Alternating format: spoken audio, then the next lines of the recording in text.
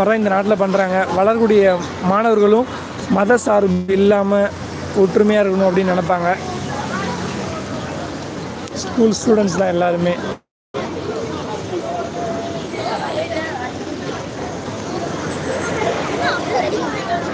So அங்கே பார்த்தீங்களா ஒரு பாப்பா ஃபோன் யூஸ் பண்ணிகிட்ருக்கு.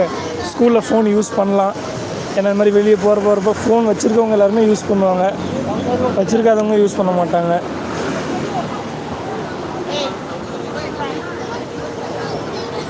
டீச்சர் திட்டினோன்னு அந்த பசங்க அமைதியாகிட்டாங்க போல்.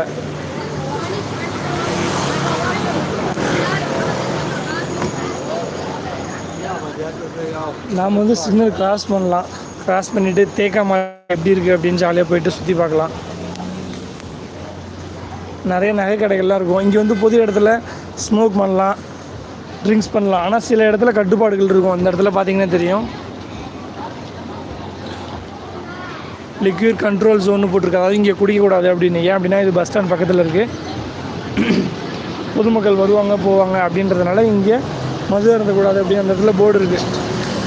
நம்ம ஊர் மாதிரி தான் இங்கே பழக்கடை இருக்குது பார்த்தீங்களா. எல்லா பழங்களும் கிடைக்கும், எல்லா காய்கறிகள் எல்லாமே கிடைக்கும். இங்கே நம்ம சிக்னல் கிராஸ் பண்ணுறதுக்காக நின்றுட்டுருக்கோம். கேம்பிள் லேண்ட் அப்படின்னு சொல்லுவாங்க இந்த இடத்த. கேம்பிள் சந்துன்னு தமிழில் சொல்லுவாங்க. ஸோ சிக்னல் போட்டாங்க, ரோடு கிராஸ் பண்ணலாம். மாற்றி எம்மாட்டி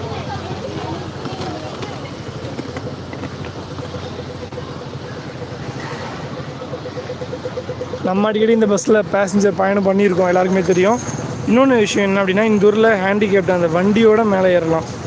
இந்த வீல் சேர் போட்டிருக்காங்க பார்த்தீங்களா, வீல் சேர் அக்சசபிள். சிங்கப்பூரில் பஸ்ஸில் நம்ம நடந்தும் ஏறலாம், வீல் சேரும் ஏறலாம். நம்ம பார்த்தோன்னா பிளாட்ஃபார்ம்லேருந்து அப்படியே பக்கத்துலேயே இருக்கும். இந்த தரை பார்த்திங்கன்னா தெரியும். இந்த ஊரில் ஸ்பீடு பிரேக்கே கிடையாது. தரையோட தரையாக அப்படியே ஒரு அடி தான் கேப் இருக்கும். ஸோ அதனால் என்னென்னா வீல் சேர் வந்து ஈஸியாக அக்சசபிள் பண்ணலாம். அதனால தான் இந்த சிம்பிள் கொடுத்துருக்காங்க. பார்த்தீங்கன்னா உங்களுக்கே தெரியும், சிங்கப்பூரில் பஸ்ஸில் ஃபுல் அண்ட் ஃபுல் ஏசி தான் இருக்கும். ஜன்னல் திறக்கவே முடியாது எங்கேயுமே. ஸோ நம்ம ஊரில் இருக்க மாதிரி இங்கே உள்ளே செல்லும் மாதிரி வெளியே செல்லும் அப்படி இருக்கும். அதை மட்டும் தான் ஃபாலோ பண்ணவும் முடியும். இது 2 மாடி பஸ்ஸு, இது 1 மாடி பஸ்ஸு. அங்கே தான் பஸ் ஸ்டாண்ட் இருக்குது. இங்கே ஸ்மோக் பண்ணலாம். இது பப்ளிக் பிளேஸ் தான். சொன்னால் இங்கே பஸ் ஸ்டாண்ட்லேருந்து கொஞ்சம் தூரம் தள்ளி முன்னாடி ஒரு அண்ணா ஸ்மோக் பண்ணிகிட்ருக்காரு. நமக்கு எதுக்கு ஊர் உண்டு, நம்ம அமைதியாக போவோம். நம்ம இப்போ என்ன பண்ணலாம் அப்படின்னா, தேக்காமலை ஃபுல்லாக சுற்றி பார்க்கலாம்.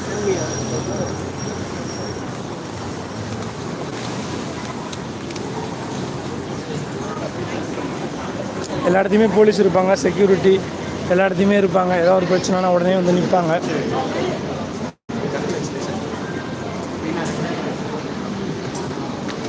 கீழே ஃபுல்லாக ஃபுட் கார்னர்ஸ் எல்லாமே இருக்கும்.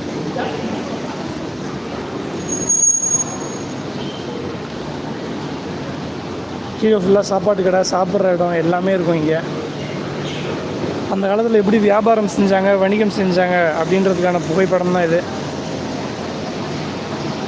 தேக்கமாலுக்கு உள்ளார இந்த மாதிரி அங்கங்கே கற்பனை ஓவியங்கள்லாம் வரைஞ்சிருப்பாங்க. நல்லா அழகாக இருக்கும்.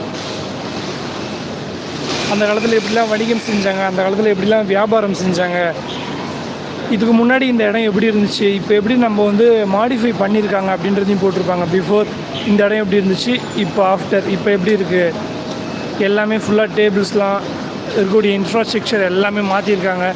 நார்மலாக இந்த வாஷ் பேஷன் கூட அந்த கை கழுவுற இடத்துலேருந்து வராண்டா ஃபுல்லாக டைல்ஸு, இந்த மாதிரி எந்த அளவுக்கு பொருளாதாரத்தில் மேம்பட்டுக்கிட்டே வராங்க அப்படின்றத உணர்த்துற மாதிரி இந்த ஓவியங்கள் எல்லாமே இருக்குது. அந்த காலத்தில் இந்த மாதிரி வேடிக்கை நிகழ்ச்சியெல்லாம் நடக்கும்ல, இந்த பாம்பு மகடி ஊதி பாம்பு காமிக்கிறது, அடுத்து இந்த மாதிரி மூட்டையாக மூட்டையில் ட்ரெஸ்லாம் எடுத்துகிட்டு வந்து விற்கிறது, அதுக்கடுத்து இந்த மாதிரி கூண்டு கட்டி விற்கிறது. நம்ம ஊரில் இப்பயும் பார்க்கலாம், அந்த உப்பு பொரிக்கல்லாம் என்ன பண்ணுவாங்கன்னா இதே மாதிரி தான் அப்படியே ஒரு பொட்டலம் போட்டு கொடுப்பாங்க. அதை பார்க்கும்போதே ஒரு சந்தோஷமாக இருக்கும். இப்போல்லாம் எங்கே எப்படி சாப்பிட்றோம், இந்த மாதிரி ஒரு கூட்டம், செம பெரிய கூட்டம் இருக்கும். என்னென்னு பார்த்தா உள்ளார குரலி வித்தை காட்டுற மாதிரி இந்த பாம்பு கீரிக்கு சண்டை விடுறது நான் பார்த்ததே கிடையாது, கேள்விப்பட்டிருக்கேன் அவ்வளோதான். பாம்புக்கு இந்த கீரிக்கு சண்டை விடுவாங்கள்ல, அதெல்லாம் நினைவூட்டுற வகையில் இங்கே அந்த ஓவியங்கள்லாம் இருக்குது. அந்த காலத்தில் இப்படிலாம் இருந்துச்சு, இப்போ எப்படி இருக்குது அப்படின்னு. அடுத்து இந்த எடை போடுவோம், தராசுகள் பார்த்தோன்னா நமக்கே தெரியும். அடுத்து இந்த பால் வியாபாரம் பண்ணுறது நம்ம சைக்கிளில் பார்ப்போம் அந்த காலத்தில். இப்போது சில பேர் பண்ணுறாங்க. எல்லாருமே பாக்கெட் பாலுக்கு மாறிக்கிட்டு தானே இருக்கும். இந்த மாதிரி வியாபாரத்தை எல்லாத்தையும்